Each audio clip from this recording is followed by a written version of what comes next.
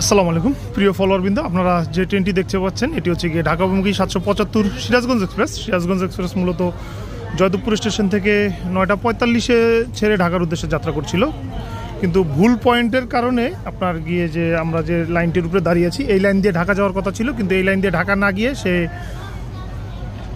Up লাইনে চলে যায়। মূলত ডাউন লাইন দিয়ে ঢাকা যাওয়ার কথা ছিল, কিন্তু ডাউন লাইন দিয়ে ঢাকা না গিয়ে আপ লাইন দিয়ে ঢাকা যাচ্ছিল। এটা মূলত হচ্ছে কি পয়েন্ট ভুলের কারণে বলা যাচ্ছে। যে তারপরেও চালকের দক্ষতায় মোটামুটি আল্লাহর রহমতে কোনো ধরনের ক্ষয়ক্ষতি হয়নি বা কোনো খারাপ সংবাদ নাই। শুধু জাস্ট ট্রেনটিকে পুশব্যাক করে আবার লাইন ঠিক করে দিলেই হয়ে যাবে।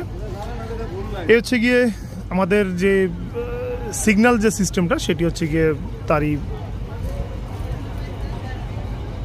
জন্য এই সমস্যাটার সৃষ্টি হয়েছে। এই সিগন্যালটা যদি ডিজিটাল করা থাকতো তাহলে এরকম ভুল হওয়ার কোনো সম্ভাবনা ছিল না, যেহেতু ম্যানুয়ালভাবে এটার সমস্যা থাকতেই পারে। এটা তাই হয়েছে।